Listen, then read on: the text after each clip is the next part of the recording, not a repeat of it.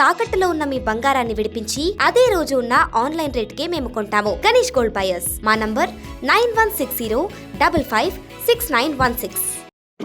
రాష్ట్రంలో పార్టీకి కేడర్కు ఆదర్శంగా నిలవాల్సిన మంత్రుల్లో పలువురు విభేదాలకు కేంద్ర బిందువుగా మారుతున్నారు. సమస్యలను పరిష్కరించాల్సిన వారే అవి ఉత్పన్నమయ్యేందుకు కారణమవుతా ఉన్నారు. అధికారులు, ఎమ్మెల్యేలు, రాష్ట్ర యంత్రాంగాన్ని తమ శాఖలను సమన్వయం చేసుకుంటూ ముందుకు సాగాల్సిన మంత్రులు, సహచర మినిస్టర్లపై ఆరోపణలు, ప్రత్యారోపణలు చేసుకుంటున్నారు. ఫలితంగా పార్టీతో పాటు ప్రభుత్వం సైతం ఇరకాటంలో పడాల్సిన పరిస్థితి తీసుకొస్తున్నారు.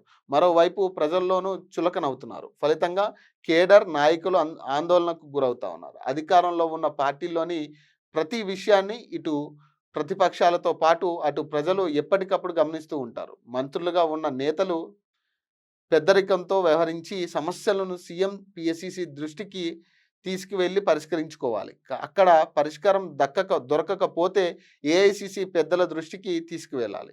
కానీ ప్రస్తుతం పలువురు మంత్రులు రివర్స్ గేర్లో వెళ్తున్నారనే విమర్శలు వ్యక్తమవుతా ఉన్నాయి. అంతర్గతంగా కూర్చుని మాట్లాడుకుని పరిష్కరించుకోవాల్సిన విషయాలను మీడియా ముందు సమావేశాల్లో ప్రస్తావిస్తున్నారని టాక్. ఫలితంగా పార్టీని, ప్రభుత్వాన్ని ఇరకాటంలోకి నెట్టేస్తున్నారనే విమర్శలు కూడా వస్తూ ఉన్నాయి. ఇలా విభేదాలను గుర్తించిన పార్టీ ముఖ్య నాయకులు వాటిని పరిష్కరించే లోపే ఎంతో కొంత నష్టం వాటిల్లుతుందని రాజకీయ విశ్లేషకులు అభిప్రాయపడతా ఉన్నారు.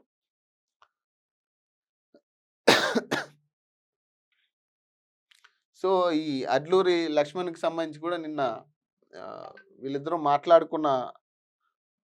వీళ్ళిద్దరూ మీడియాతో మాట్లాడిన కొన్ని వీడియోలు కూడా బయటకు రావడం జరిగింది. మంత్రి వివేక్ వెంకటస్వామి వర్సెస్ మంత్రి అడ్లూరి లక్ష్మణ్. మంత్రి అడ్లూరి లక్ష్మణ్ వ్యాఖ్యలపై మండిపడ్డ మంత్రి వివేక్ అంట. నేను మాల జాతికి చెందిన వాడిని అని అడ్లూరి లక్ష్మణ్ నన్ను విమర్శిస్తున్నాడు. జూబ్లీహిల్స్ ఇన్ఛార్జిగా నాకు మంచి పేరు వస్తుందని అడ్లూరి లక్ష్మణ్కి కుళ్ళు. కాకా వెంకటస్వామి జయంతి కార్యక్రమం కార్డులో అడ్లూరి లక్ష్మణ్ పేరు లేదని విమర్శిస్తున్నాడు. మంత్రి శ్రీధర్ బాబు తండ్రి జయంతి కార్యక్రమం కార్డులో కూడా ఎవరి పేరు వేయలేదు. మరి మంత్రి శ్రీధర్ బాబుని ఎందుకు విమర్శించడం లేదు? నన్నే ఎందుకు విమర్శిస్తున్నారు? అడ్లూరి లక్ష్మణ్కు మొదట కాంగ్రెస్ టిక్కెట్ ఇప్పించిందే కాకా వెంకటస్వామి. ఈ విషయం మర్చిపోతున్నాడని వివేక్ వెంకటస్వామి చెప్తా ఉన్నాడు. ఒకసారి అతను ఏమంటుండు కూడా ఒకసారి విందాం. అందరూ చూస్తారు, మొన్న లక్ష్మణ్ కుమార్ గారు వారు ఎవరో వారికి పట్టుకాయించి వారికి ఏదో విషయం నింపి కావాలని నా మీద విమర్శలు చేస్తారు. అది కూడా మాల జాతికి చెందినమని చెప్పి విమర్శలు చేయడం జరిగింది. అక్కడ అందరు చూస్తారు, టీవీలో చూస్తారు, అందరు చూస్తారు. నేను నా ఫోన్ చూసుకుంటున్నాను. నేను ఎక్కడ కూడా ఎవరు ఏం చెప్పినా నేను వినలేదు. కానీ కావాలని నేను దళితుడున్నాడు, నా వారి పైన విమర్శలు చేసినప్పుడు ఎందుకు నువ్వు మాట్లాడలేదని చెప్పి పబ్లిక్ లో, ప్రెస్ లో ఇవ్వడము ఎందుకంటే జూబ్లీహిల్స్ గెలిచే పరిస్థితిలో వచ్చింది. అందరు కూడా అనుకున్నారు కాంగ్రెస్ పార్టీ అక్కడ 12% నెగిటివ్ ఉండే, ఇప్పుడు అయింది. నేను అక్కడ ఇన్ఛార్జ్ మినిస్టర్ అయిన తర్వాత అది 5% పాజిటివ్ తీసుకొచ్చినాను. అయితే కొన్ని ఉంటాయి, జెలసీస్ ఉంటాయి, కానీ వీరికి మంచి పేరు వస్తుందని చెప్పి కావాలని అర్థం లేని విమర్శలు చేయడం. దీనికి అడ్లూరి లక్ష్మణ్ కూడా మంత్రిగా ఉన్నటువంటి పెద్దలు వివేక్ గారు నిజామాబాద్ మాలల మా కుల బాంధవుల యొక్క ఆత్మీయ సమ్మేళన వేసి మా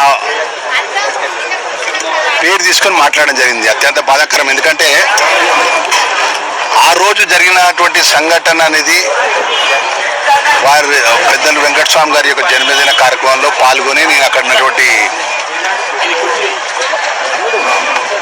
జూబ్లీహిల్స్ బై ఎలక్షన్ పోతున్నా. ఇది పరిస్థితి. వీళ్ళిద్దరి మధ్యలో అంటే ఇద్దరు మంత్రులు ఈ రకమైన వ్యాఖ్యలు చేసుకుంటే ప్రజలు ఏ రకంగా వీళ్ళని ఫాలో అవ్వాలనేది కూడా అర్థం కాని పరిస్థితి కనపడతా ఉంది. ఇట్లాంటి పరిస్థితులు అంటే ఇప్పుడు దళితుని కాబట్టి నా పైన విమర్శలు చేశారని చెప్పి వివేక్ వెంకటస్వామి చెప్తా ఉన్నారు. మరి పక్కన మొన్న కూడా అదే దళితుని కదా దున్నపోతుతో పోల్చి మాట్లాడింది పొన్నం ప్రభాకర్. మరి ఆ విషయం గురించి కూడా చెప్పాలి కూడా. అవతల వ్యక్తి కూడా దళితుడే. మరి ఆ రోజు విమర్శలు చేస్తున్నప్పుడు మీడియాలో కూడా ఏం మాట్లాడుతూ ఉంది? ఖచ్చితంగా పక్కన ఒక దళిత మంత్రి ఉన్నప్పుడు ఎందుకు మరి దళిత మంత్రుడు రియాక్ట్ అవ్వాలి కదా! దళితుల్ని విమర్శిస్తున్నారనే ఆ కోపం ఈరోజు వచ్చింది. మరి ఆ రోజు ఎందుకు రాలేదంటున్నావు? ఒక దళితుడిని మనం ఎదుటి కులస్తులు తిడుతున్నప్పుడు మరి ఖచ్చితంగా మనం దాని మీద రియాక్ట్ అవ్వాలి కదా! మళ్ళీ దాన్ని సమర్థించుకునే పరిస్థితి కనపడతా ఉంది మళ్ళీ ఈరోజు. సో, మేము చెప్పేది ఒకటే ఏంటంటే, మంత్రులు ఏదన్నా ఉంటే ఇంటర్నల్‌గా తేల్చుకోవాలి గానీ, పబ్లిక్‌లో ఇట్లాంటి విషయాలు మాట్లాడితే ఖచ్చితంగా ప్రజలకు చులకనయ్యే పరిస్థితి ఉంటుంది. ప్లస్ మీ కేడర్‌లో కూడా మీరు చులకనయ్యే పరిస్థితి వస్తది.